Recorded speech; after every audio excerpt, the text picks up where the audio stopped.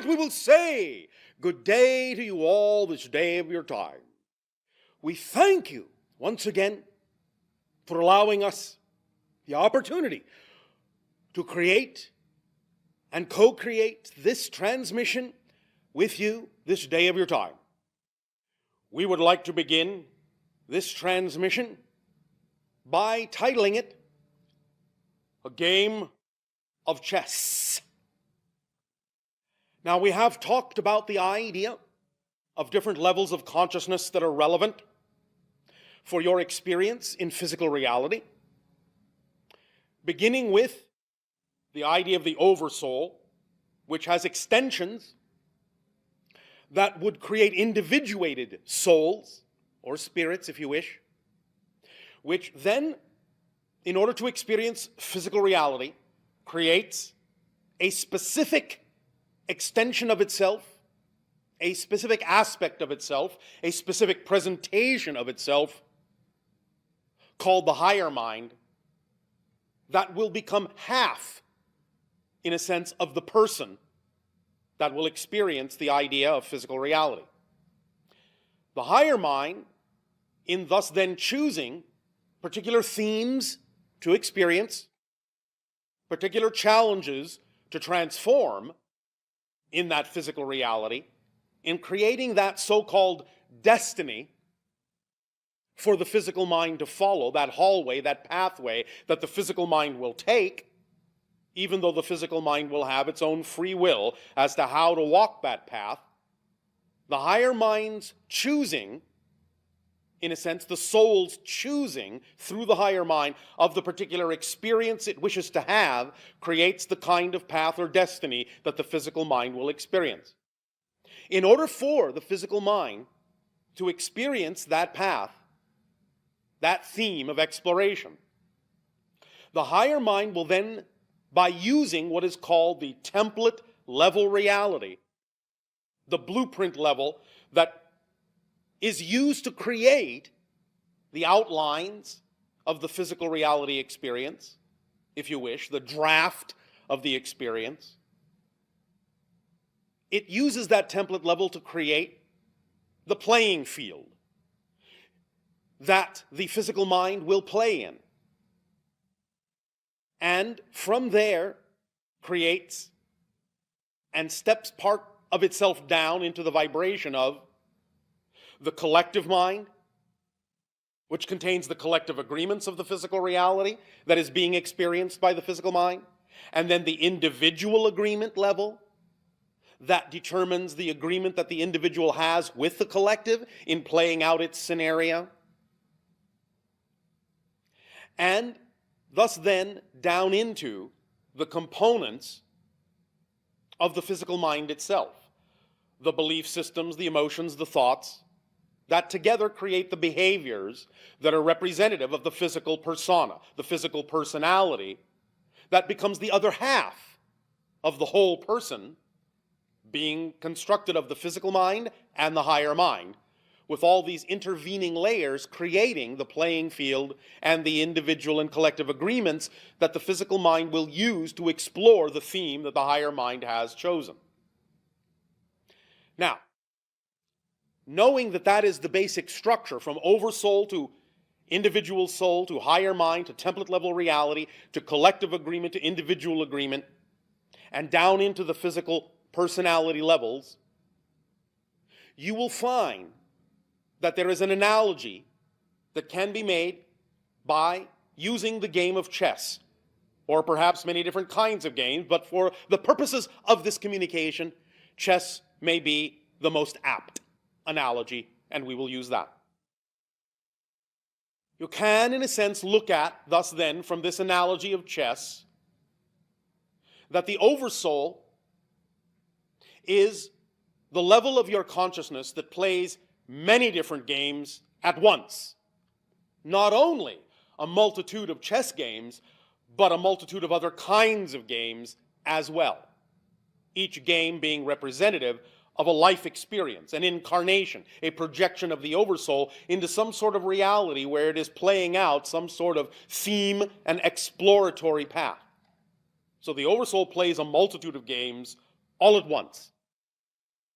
But each of those multitudes, each of those individuated games is thus then, shall we say, the purview, the domain of an individual aspect of the oversoul, the individualized soul that is focused on one idea, one particular style of game. In this case, by our analogy, a game of chess.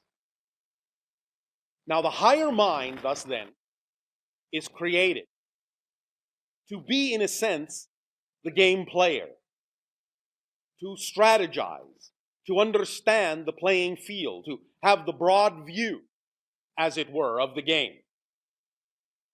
And thus then, in continuing this analogy, the higher mind uses the template level reality, the blueprint level, to create the game board. What you are familiar with, in a sense, again, by analogy, as the chess board, with its 64 squares of alternating color. Thus, once laying out the board, it thus then allows itself to project into the level of the collective agreement. The level of the collective agreement consciousness thus then defines the rules in general of the game, of the overall game. So once the template level has been used to create the playing board, the collective is used to create the idea of what rules are germane for the playing of this game. What reality game are we playing here? What is appropriate and relevant for this particular game we are going to experience, and what is not relevant for that particular game? That is decided upon in the collective agreement consciousness. Such examples, such simplistic examples of the collective agreement rules for this game in your physical reality are such things as, generally speaking, most of you will experience the concept you call gravity. You will experience the concept you call space and time. As a physical being, you will experience the concept of needing and requiring the idea of sleep, the idea of food, the idea of water, and so on and so forth, in order to perpetuate your ability to continue to play the game. Now, sometimes those rules can be bent a little bit, but generally speaking, the overall collective agreement rules will be abided by most people playing this game, because it allows you the opportunity to simply put something on automatic, to put the rules on automatic, so you don't have to think about them constantly and constantly consciously create them in order to play the game. This gives you the opportunity to actually simply focus on playing the game instead of constantly wondering exactly what the parameters are, what the rules are. So once you learn the rules, once you instill the rules within you in an automatic sort of second nature way, then you can simply be on about learning to play the game better and better, more precisely, more clearly. Now, once the collective rules of the game have been created in the collective mind level of consciousness, it is time to define the idea of exactly what piece you are going to be, and thus then in the individual agreements, the individual agreement level, you will create the rules for that piece. How does that piece move? What is its position on the board? How does it relate to the other pieces? This thus then is created for the individual on that level of the why and wherefore, the concept of what you are as a playing piece, what skills, talents, abilities that you have to give to the game. Your ability to view your relationship to other playing pieces is created in this individual agreement level as it relates to the collective agreement, so that you will understand exactly how you fit in the game, where you belong in the game, how it is you will move in the game, so that you can take full advantage.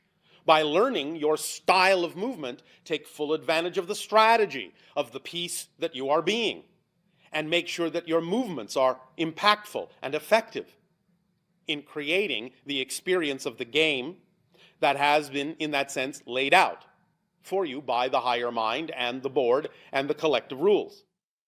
Again, not that the piece doesn't have individual will, but it's going to use its individual will to best express, best exemplify the capabilities it has been designed to have as the individual playing piece. And so it will know its own rules, who it is, what it is, its own identity. And that's why it's very important to get in touch with the idea of, in a very clear way, who and what each individual is, to know their identity, to know what they are all about, to know what path they are on. Thus then clearly, knowing that will allow each individual piece to interact with every other individual piece in a way that allows the game to be played in the most fun way, in the most challenging way, in the most strategic way, in the most impactful way, in the most expanding way, in the most satisfying way. Because it is about the relationship of all the pieces to each other that allow the game to be what it is, and allows for different opportunities for each piece to play different strategies in every single game that it plays within the game, every single opportunity that it acts on, every single path of excitement that it follows, every single door that it walks through. Thus, then, again, once this has been determined of what the game board is, what the general rules are, what the individual rules are for the piece, now the physical personality is created, which is analogous to the actual piece itself. Thus, you find that the qualities of the physical playing piece, the physical qualities, the shape, and so on and so forth, the material it is made out of, the size, and so on, correspond in the idea to the physical personality and the physical body. And thus those qualities are also, to some degree, part and parcel of the game. And thus, by knowing the shape can be handled properly. It can be moved properly, in the proper way, smoothly throughout the game. It can be moved with finesse. And in the idea of the beliefs and the emotions, the thought patterns that together form the physical personality, the behavior of that piece, thus then is the complete chess game revealed. And then, once all those components are in place, you can play the game in the most efficient way possible. Once you have really learned the rules, taken them to heart, once you know who you are, taken that to heart, once you understand the piece that you have become, that you have extended yourself as into the physical reality game, once you understand the layout of the board and all these things and your relationship to the other pieces, then you can play the game in a very efficient, very fun way, very expanding way. And you can learn from every move you make and from every response you get how to play the game better and better and better, more efficiently, more smoothly, more broadly. Now, there are, of course, many different kinds of chess, in a sense, in many different parallel realities. Even in your own parallel reality, not only do you have the idea of two-dimensional chess on a flat board, but many people on your planet actually play three-dimensional chess on a multitude of levels. There are even parallel realities, and yours will be one of them eventually, that has learned to play the idea of fourth-dimensional chess, where time is actually a factor in the game as well, in terms of exactly not only where a piece winds up, but exactly when it winds up in that position, being also important to the playing of the game. So you are learning more and more levels on which to play this game of chess, more and more levels on which to play the game of life, to play your life out, incorporating a broader understanding and a higher capability of seeing different moves before you make them. In a sense, when you talk about the idea of chess masters, looking ahead, 5 moves ahead, 7 moves ahead, 10 moves ahead, and understanding for both players what those moves could all be, what the probabilities are, all the possible combinations of what moves could be made ahead of moves that have been made. This is really nothing more than extending your senses into all the different parallel reality versions of that game, being capable of seeing them overlap in such a manner as to guide yourself through the parallel reality game stream that represents the one in which your player, so to speak, wins the game. This takes practice, of course. takes the ability to open up to the idea of being able to perceive parallel realities in a variety of ways. And again, this is analogous to some of what you are doing in your physical reality now by becoming, first of all, aware that there are, of course, such things as parallel realities, parallel games going on that perhaps other versions of you are playing, and thus knowing that since everything exists in the now, you have the ability to cross-connect to many of these other incarnations and become aware of the interconnected energy and information that can be downloaded from these other games going on in ways that, by observing the moves in some of these parallel reality chess games and games of life, you can apply some of these moves to your own game and thus shift yourself to one of those parallel realities, become the player, become the focus of the player in that parallel reality that is more and more indicative, more and more representative, if you will, of the game that you prefer to play. Now, many people on your planet become enamored, become fixated and focused on the idea of knowing about all these other parallel incarnations, parallel realities. And the idea is that it's all well and good to know about them, but to a certain point. Because once you allow yourself to understand how to download that information in the most efficient and relevant way, you will realize that you really only need a little bit of information here and a little bit of information there, just exactly when you need it to help you with the next move that you're going to make on the game board. You don't really need all the information at once. You don't really necessarily need to connect to every single parallel reality version of the game at once, or even ever. The idea would be that if you are playing one game of chess and you have developed some capability to look several moves ahead, in other words, to examine a number of parallel reality versions of the game all at once, and you have decided on what course to shift to that is representative of the game you prefer to play, that's all well and good. But if you take it a little bit too far for its own sake, just for the sake of being aware of other versions of the game that may not necessarily be relevant to the game that you really truly need to play, that you really truly prefer to play, then you will simply clutter up the game board to such an extent that you won't have any capability of making any moves at all. So the idea is to keep it simple, keep it streamlined, keep it efficient, and only allow yourself to know that what is necessary is all you really need to know at any given moment, even as you extend your senses into a variety of parallel games. Allow the synchronicity in your life, allow the way in which the game unfolds naturally to show you, to demonstrate to you exactly how many moves ahead you really need to see, how many different versions of the game you really need to be aware of at any given moment. Let it fall into place automatically, naturally, in such a manner as to be representative and reflective of the game that is truly your game. Because when you are truly playing your game, then you will find that the outcome of that game will always be satisfactory for you, regardless of who else you may be playing with. Because as these things go, even though different people may be playing on the same game board and each playing their own game, you're not really playing against each other.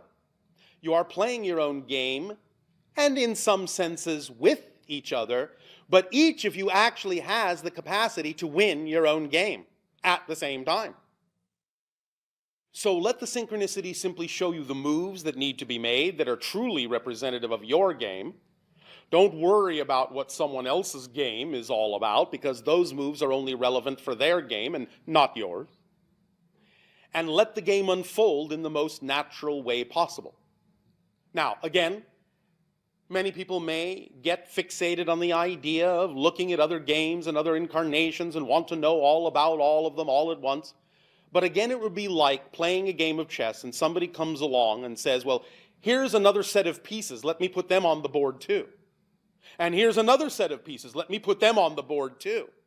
Pretty soon you'll not be able to make a move because all the squares will be filled with pieces and there'll be nowhere to go. And even more so, recognize that your oversoul and all these different incarnational games being played are not only just games of chess. Some of them are games of checkers, cards, and other types of game. And so To ask for more information than you need would again be like someone not only coming along and placing 3 sets of chess pieces on the board, but also dumping a lot of checkers on the board, or dumping a bunch of cards on the board, and saying, now go ahead and play. You wouldn't know where to begin. It would just be a mess, a pile on top of the board. In fact, you wouldn't even be able to see the board anymore. So keep it simple, keep it streamlined. Play just the number of moves ahead that are really germane for you.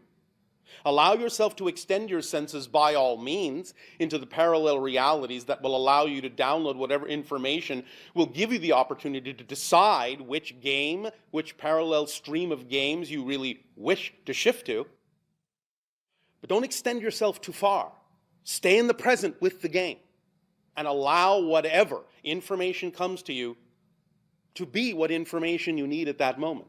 And play it well. Play well with the information you have. Play well as the piece you already are. Learn that. Master that piece. And you will have mastered the entire game. Because as many of you who play chess know, it doesn't really matter what piece you may be playing. Be it the king and the queen, or the rook and the bishop and the knight and all the pawns. You know that even a pawn can win the whole game with the right strategic move. So it doesn't matter what piece you are playing.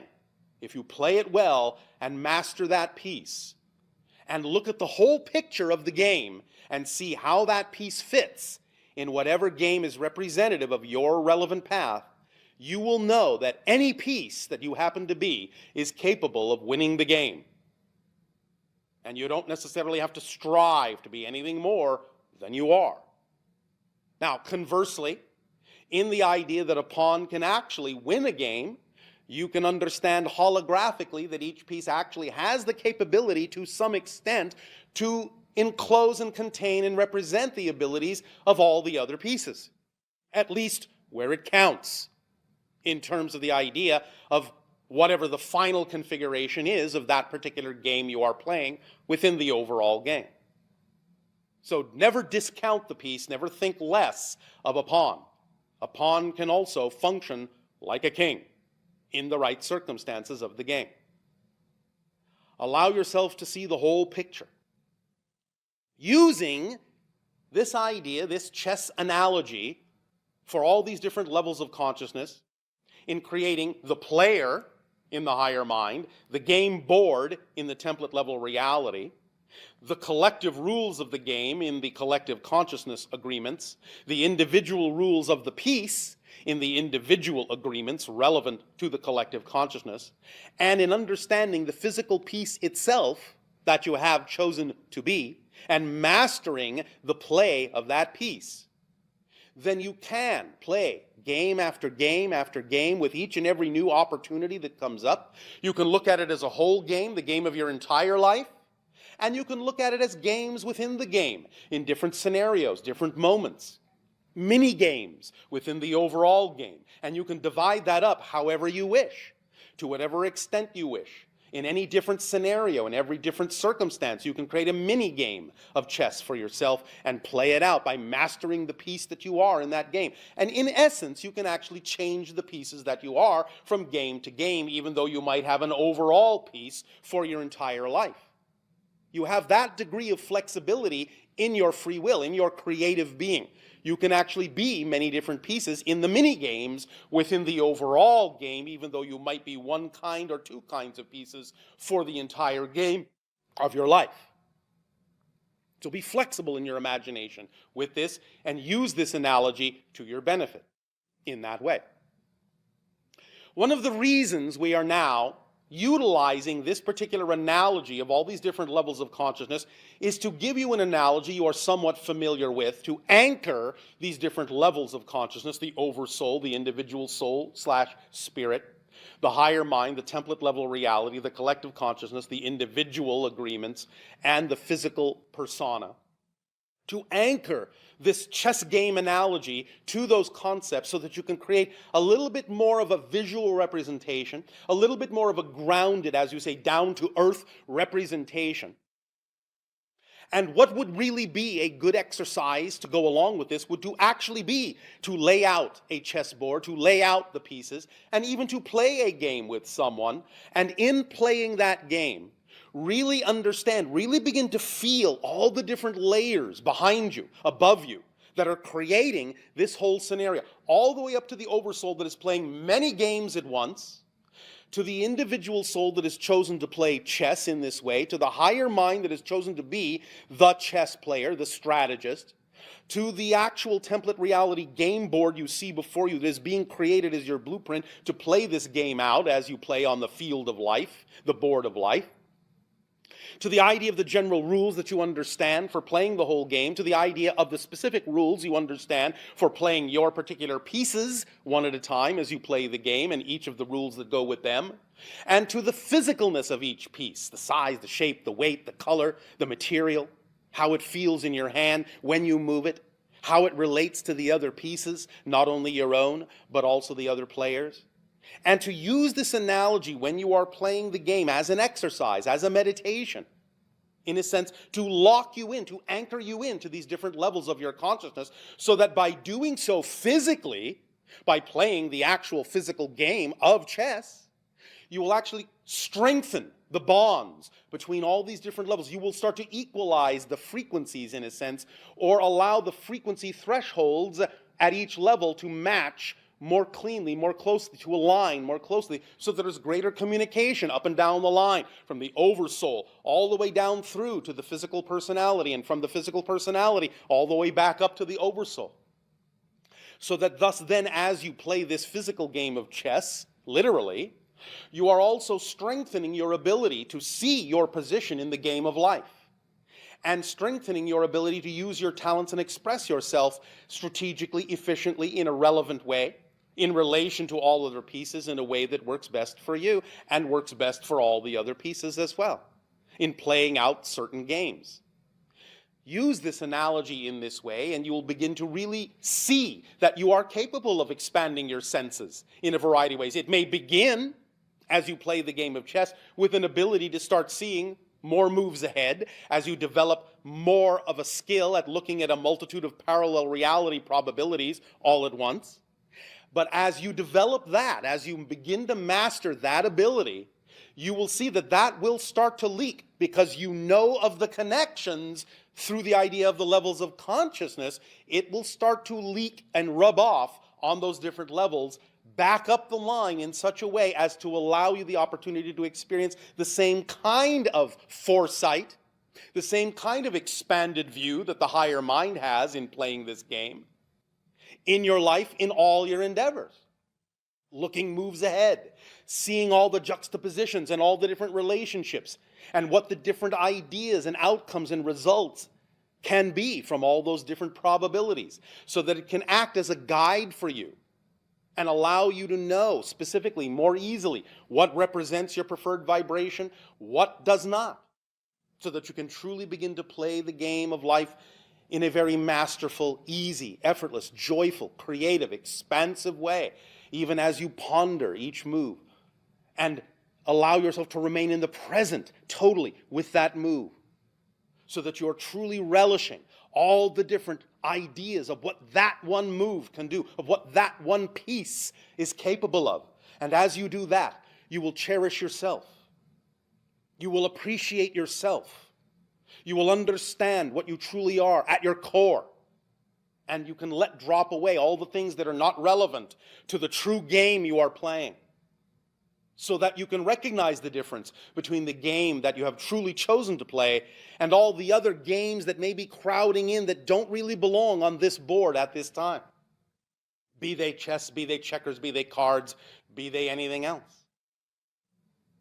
Allow yourself to begin to recognize, by using this analogy and by playing that game, what is germane and relevant just for that game, and what does not need to be on the board. You will simplify not only the game, you will simplify and speed up and accelerate your ability to go through the game that much more efficiently, that much more quickly, and get on to the next game, and the next, and the next, and the next within the overall game of your life. And this again will leak into your true life and allow you to operate more efficiently, more cleanly, in an accelerated way, knowing exactly what to do, when to do it, understanding the moves, understanding the consequences of those moves, understanding how everything is interconnected in that way as one game. You'll start to see, in a sense, with X-ray vision, the idea of the multitude of probable realities that are open and available to you to become different versions of yourself as you shift from parallel world to parallel world, from game to game to game. And the whole game will start to change, even as the mini-games change within it. And you can shift more radically, more drastically, more smoothly, more efficiently, more completely. So, we offer you this opportunity of using this analogy to allow it to be something that will help you align in a variety of ways, to focus you and yet expand you, seeing the big picture, all the probabilities, at the same time that you are understanding each individual move, to work in that holographic, coherent, and cohesive way in your life. Let it leak in. Now, if you decide that you wish another analogy, by all means allow your imagination to be your guide. You can start with the idea of checkers. You can start with the idea of cards. You can start with the idea of dominoes. You can start with the idea of Chinese checkers. You can start with the idea of Go. You can start with the idea of Mahjong, or any of your games. It doesn't really much matter. We have chosen the analogy of chess because of its precision and because of the ability of the different pieces to be strongly representative of many of the different traits that actually exist within some of the choices that you make. The different levels, the different classifications of ideas, of playing pieces, and what they are capable of doing, and how they are capable of moving, and how they are viewed in relation to the other pieces. Chess, in many ways, has many different kinds of complex interactive probabilities. And we have chosen it for that reason because, in many ways, it is highly representative of the same degree of relevant complexities, shall we say, and richness of texture that exist in the choices that you give yourself in physical reality. And so it is a very workable analogy for that purpose, and has direct correlation and connection to many of the different levels that we have talked about in the idea of your consciousness that is relevant for how you create and experience your physical reality. But use what you wish. It's up to you. While at the same time, if you can learn to master chess using this analogy, it will be a little bit more of a refined and a little bit more of a precise way of connecting to some of those levels than checkers might be or cards might be. It's up to you, though, because you can use your imagination to find the richness and complexity that is required to make the analogous connections to the different levels of consciousness as it relates to the game that you have chosen. It is up to you. But the higher mind is the game player. The physical mind is the playing piece. But that doesn't mean in the negative context that you are the higher mind's pawn, except in the idea we have already shared with you that a pawn can also contain the power of a king. And it is up to you to allow yourself to know that that power is there, and to choose the succession of parallel reality games, whatever piece you choose to be, that allows you to find that ability to be at exactly the right position, the right place, the right time, to be played in the correct way, to demonstrate that any piece on the board can win the game. Find that power. Be that piece. Master that game. And play. Play freely. Expand your ability to play, to see more than one game at once, and to choose which you prefer. As we thus then proceed later in our live interactions with you, keep this analogy in mind. Whatever dialogues, whatever questions and answers we discuss, keep this analogy in mind. Allow yourself to apply this concept to the questions you may have or the things you may wish to share, so as to bring clarity and to bring connection to those different levels of consciousness in these dialogues to help propel you forward and expand your senses and give you more of an ability, more of a skill to become a chess master and understand all the rules of the game very clearly within yourself, so that you will know what game you are playing and what game you truly prefer to play. And you will learn the difference. We will extend to you at this time our deepest appreciation for allowing us to share this concept with you. More of this concept will come out in the dialogues we will have in the live interaction. But for now, we wish to aid and assist you by letting this concept sink in, by imagining now, if you will, for a moment, this chessboard with its 64 alternating squares, and imagine, if you will, the playing pieces on that board, and understand that these playing pieces are made out of your energy. They are you. And allow yourself to examine from both sides all the playing pieces facing each other, the white and the black, whatever the opposite color may be. Start looking at both sides of the game, because only by understanding the other side as well will you be able to play your best game. You cannot really win by playing against the other side. But you will win when you learn how to play in alignment with the moves that the other side is making, in such a way, like what you call a martial art, that you match that energy, match that movement, match that frequency so precisely, so perfectly, so masterfully, that it requires hardly any effort at all to position your piece in the winning position. It's really learning about who the other player is and what all the other pieces are attempting to do that allows you to play your best game. Even though in some senses on Earth, as you do these things, it may seem to be adversarial, you may think of the other player as an opponent, but they are not. They're another aspect of you. And the pieces that are facing you, coming toward you, coming your way across the board from the other side, in many ways are your pieces too. Polarity is also expressed in this game. And it is very, very wise and very efficient way to play the game of chess to fully understand exactly all the probabilities of the other pieces coming toward you as well.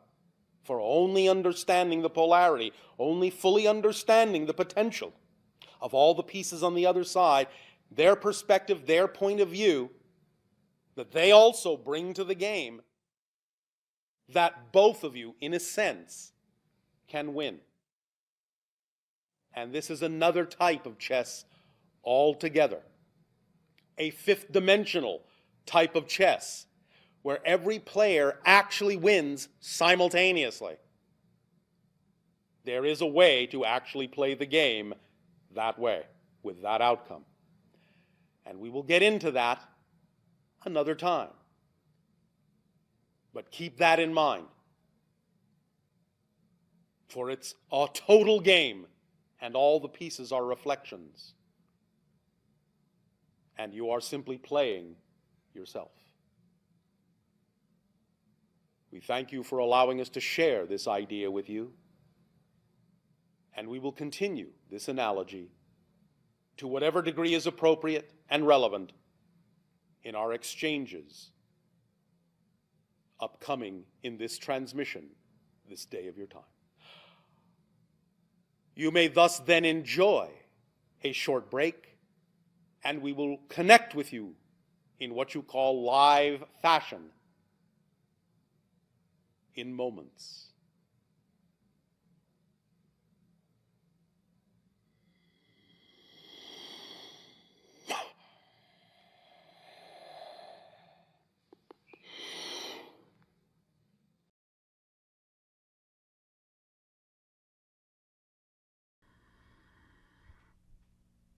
But it'll take a day to you this day of your time. How are you all? All right. All right. Once again, we thank you for the co-creation of the interaction and the allowance of the transmission in this way. This transmission we have entitled, Are You Having a Near-Life Experience?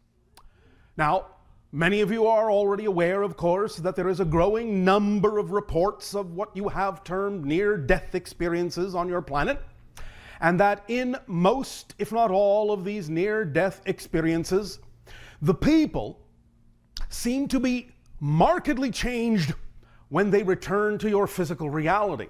They have been given perspectives, new insights, new understandings, and in returning with those new ideas, then they recognize their connection to all things.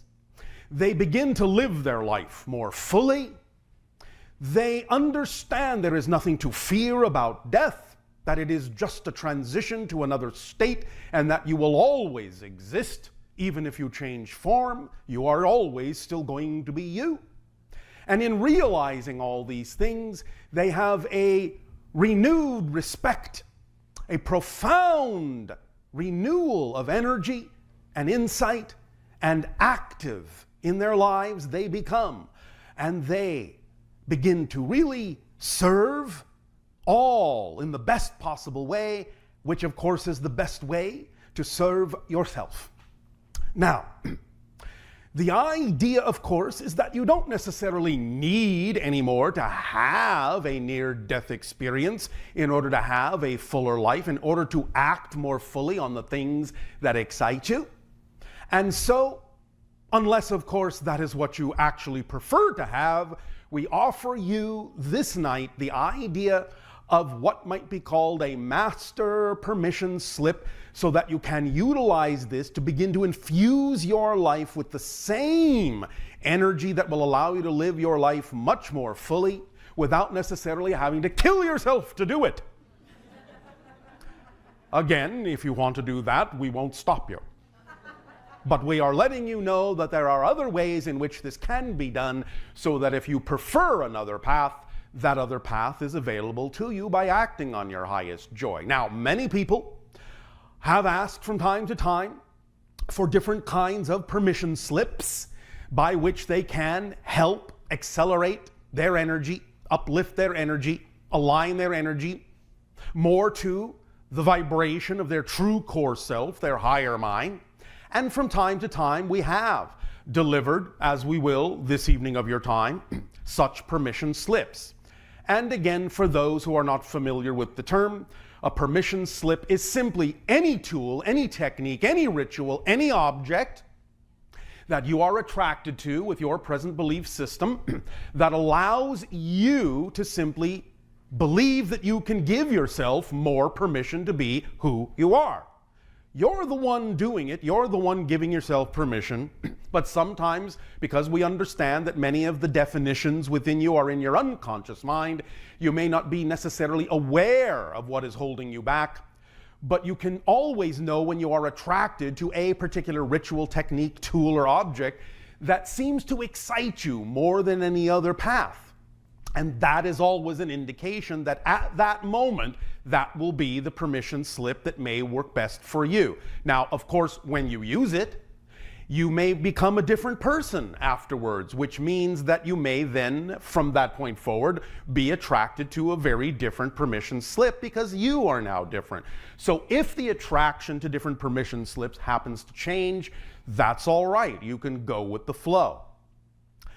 So in giving you this master permission slip, the reason it is called a master permission slip is simply because we have designed it specifically to key into the mass consensus archetypal symbols that are common for most of you based on the collective agreement you all made together to participate in what might be loosely called the Earth game.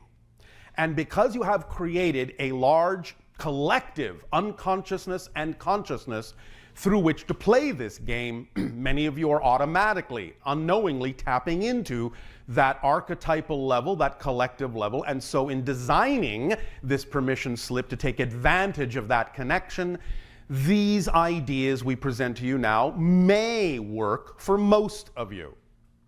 Now, the idea, of course, as we have already said, is that it is really up to you to decide what works for you as a permission slip. It's up to you to design the permission slip in whatever way you are most attracted to do so. Because you are the ultimate permission slip.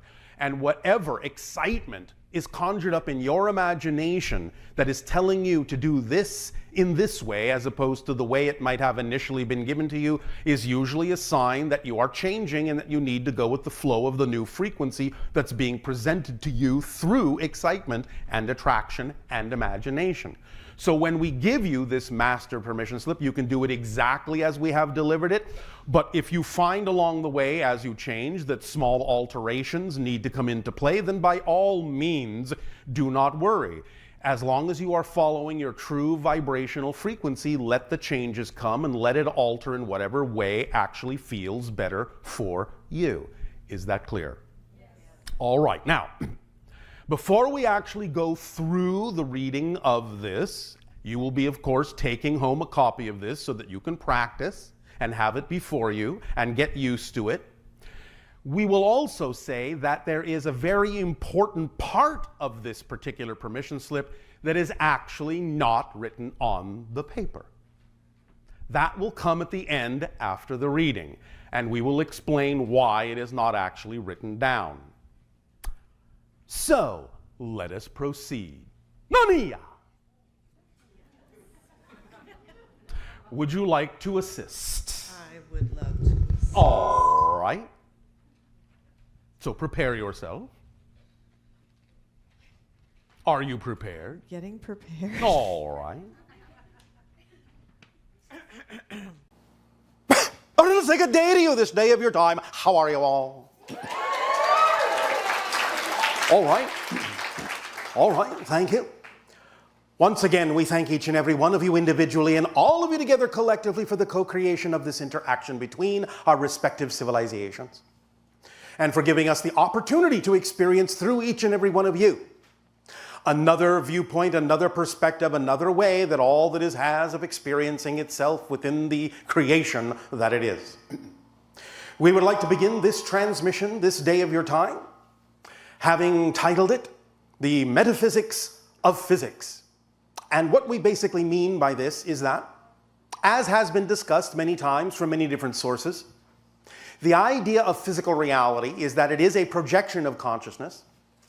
In a sense, it is like a dream. It isn't really out there around you. It isn't really solid in the classical meaning of that word.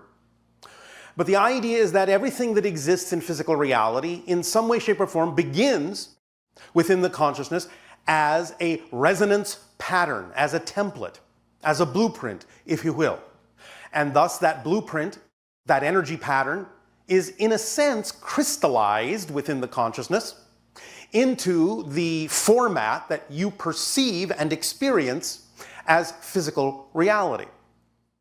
Now, the idea then is that, as we have discussed, and as have many of you realized, physical reality contains different kinds of reflections.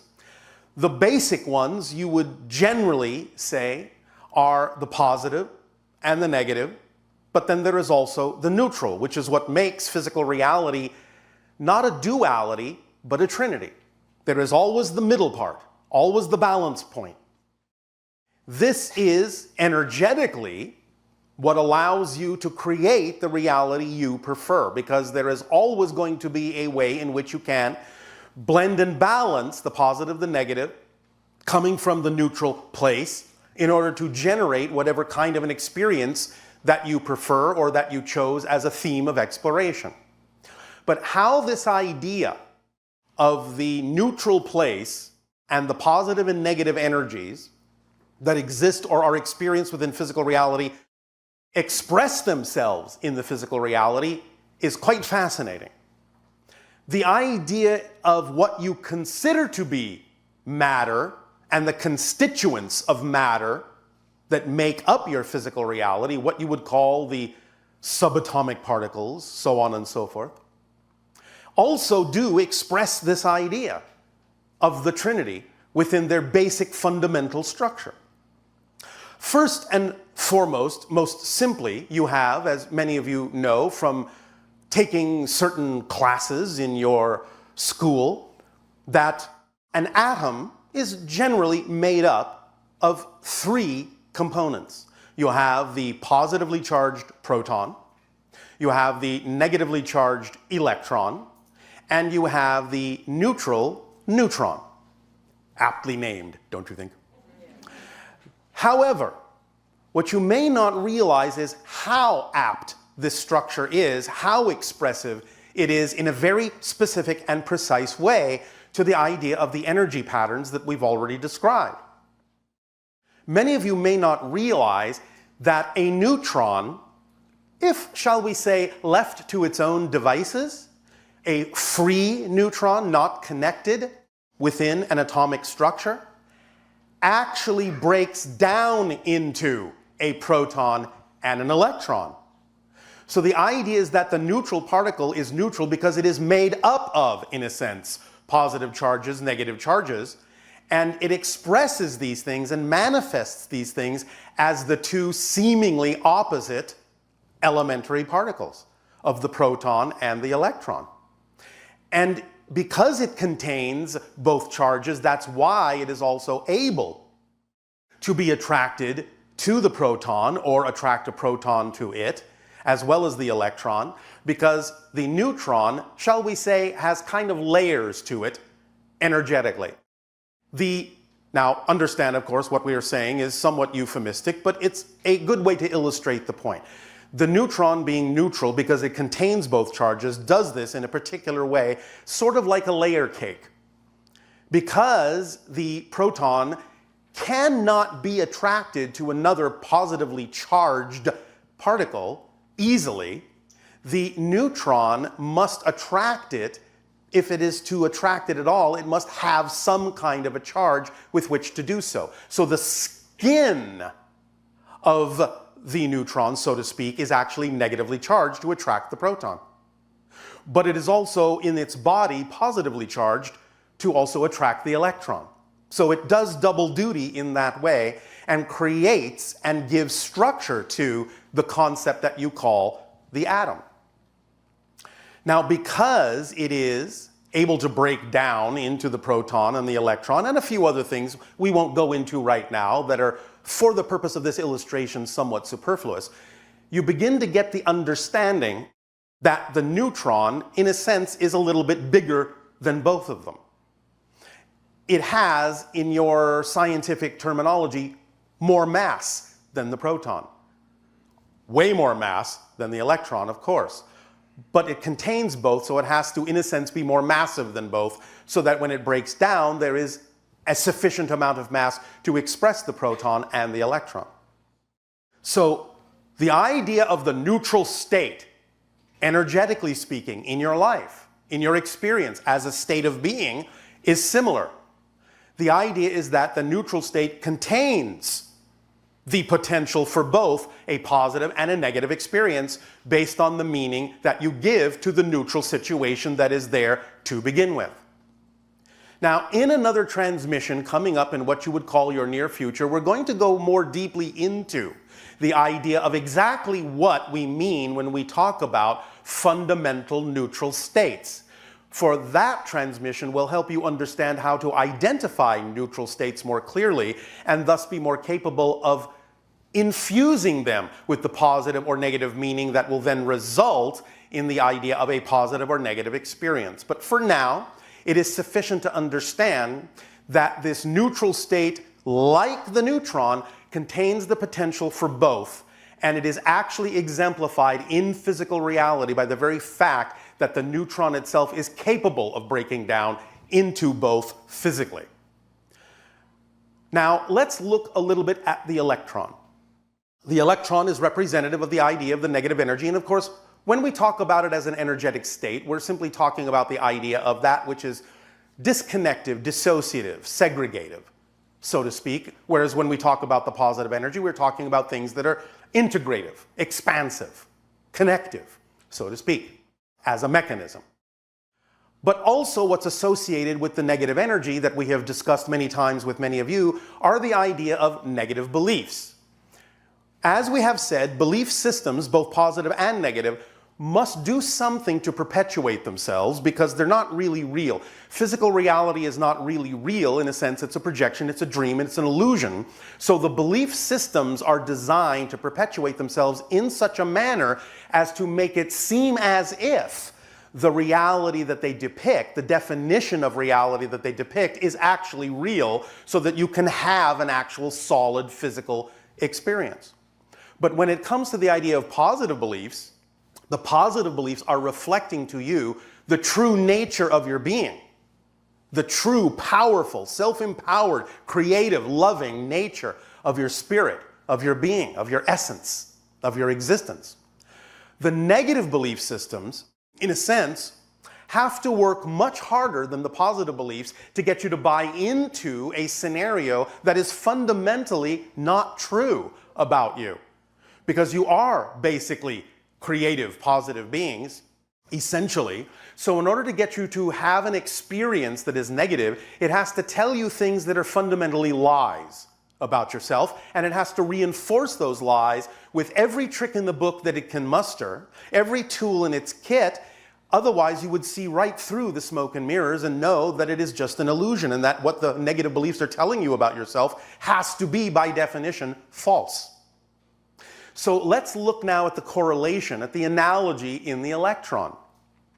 The idea of the atomic structure, as you understand it in your society now, is not so much the exact classical representation of a tiny little particle orbiting around the nucleus in a very clean sort of way, like a planet around a sun. No. That's kind of an outdated, old-fashioned way of representing it. It's good as a general illustration. But you now know, your physicists now know, that the electrons sort of exist more in what they term a probability cloud. That is, you're never really sure exactly where it is. It's whipping around so fast. It's somewhere in this hazy cloud that surrounds the nucleus. Somewhere in there are a bunch of electrons, but where they are, we don't know until we take a measurement and freeze where it is. But then you don't really understand exactly what its path has been, because you're freezing it into a static state. But when it's moving, you don't really know where it is at any given moment. So in a sense, it is similar to the idea of negative beliefs in that it creates this sort of ambiguous, fuzzy cloud that you can't really get a grip on. And it fools you into thinking that there are certain things going on that are really only probabilities, really only potentials, and not really very solid at all, until you yourself decide that you're going to take a particular idea, a particular definition, which is the same thing as an observation or a measurement, scientifically speaking, and in taking that perspective and taking that measurement, then you get what you designed the perspective for. You get what you designed the measurement or the experiment for. That's the result you get. So the electron does exemplify and does represent the way in which negative beliefs work, in that they're kind of fuzzy, you're not really sure what's going on, they tend to hide in your unconscious mind, so you can't make it easy to find them, so you won't let them go, because again, this is their way of perpetuating themselves, telling you lies and telling you more lies, and using tools like fear to prevent you from finding them, so that they can continue to get you to believe that what they're telling you about you is true when it's not. So that is a general correlation, whereas the idea of the proton, being the positively charged thing, being in a sense more easily observed because it is the very nature of the element you're looking at itself, it is the very identifying energy of the elements themselves, then it's easy for you to see that directly. It doesn't have to hide, it doesn't have to confuse you, it doesn't have to fool you one way or the other. It is just telling you what you are. It is telling you what is. It is showing you your nature. So when you're looking at an element, let us say, for example, gold, or let us say mercury, you are really looking at the protons. That's what you're looking at, because it is the protons that determine what the element is. So they're easy to see. But the electrons, those sneaky little electrons, very tiny, buzzing around in their little B cluster cloud of probabilities. I'm over here. No, I'm not. I'm over here. No, I'm not. I'm over here. No, I'm not. Fooled you again. Shows you a direct correlation between the idea of the way the energy states themselves exist and the way that they actually crystallize down through your consciousness into the expression you call physical materiality. The trinary idea extends itself further because, as your scientists have discovered, or as they have created for themselves to perceive, even the idea of some of the so-called subatomic particles like the proton have other particles within them that you have called quarks. And those quarks generally also come in threes, which again shows you the trinity aspect of the existence of that energy. Again, the duality and the neutral place in between. This does not have to be completely absorbed at this time in this way. You don't necessarily have to have any kind of a physics degree to absorb and understand this. It is simply something for your consciousness to look at with curiosity, let it sink in, and let the idea of the energy states and the structures that they appear to create that you call physical reality have a lot to do with each other, are really just different expressions of the same thing. They're just different expressions of the state of being that is existence itself, expressing itself on all levels as that trinity. The only level on which such trinities don't exist or dualities exist is what we would call the one. That is the homogeneous one state where there is no differentiation whatsoever, but because there is no differentiation, there is also no experience, no awareness.